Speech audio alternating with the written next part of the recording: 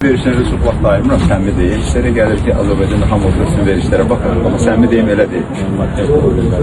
Yox, mən Azərbaycan mediasına baxıram, Azərbaycanda profesional media da var. Ancaq mən sizə bir şey deyim də, həyatda ən çətin şey vətənə xəyanət etməkdir.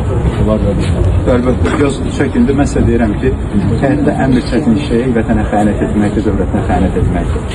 Mən o stasda yaşayan insanlara səmimi deyirəm, ən yazığı gəlir, düzdür, Allahın yazığı gəlsin, amma bunu mən bir bədbəxtlik sayıram. Vətən üçün çalışmaq deməkdir. Və məsələn, o Qarabağdakı separatistləri təşviq edəndə siz vətənin anında düşünürdünüz. Deyin deyirəm, mənim haqqımda nə deyilsindən sonra 5 qat artıqını deyin. Ayıq edirəm sizə. Sən biliyorsunuz, 5 qat artıqını deyin, 10 qat artıqını deyin. Necə deyirlər, mən heç eynimə deyil. Amma belə deyil, mən də sizə müəyyən dərəcədə sizin mövcud durumunuzu bir qədər halımaz deyir. Mən də istəməzdim, amma 100 minlərlə Azərbaycanın Almaniyada sığınacaq alır. 100 minlərlə yox, rəqəmləri genişlətməyəcək. 100 minlərlə deyil, 10 minlərlə deyil, 10 minlərlə deyil. Azərbaycanda işsiz vəziyyətlərin yal vəziyyətsiz görürsünüz.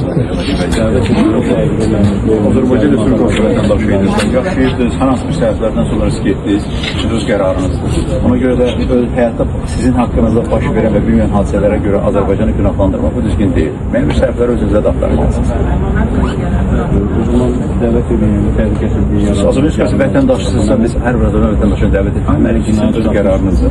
Cinayət şu var, istintaq mənə əməkdaşlıq edin, cinayətçilə cavablarınızı verin. Mən iştirak edilməmişim, özüm məhkəmə olmuşum. Niyə ki? Yox, mən hüquqşünas deyirəm, hüquqşünas olmaya getmirəm, amma sizin barənizdə istintaq var olub, istintaq mənə əməkdaşlıq edin, mövqeyini bildirər. Amma siz bunun müqabilində siz nə edirsiniz? Misal üçün, Azərbaycanda kimi gördünüz, təqdir etmək, şantaj etmək və s.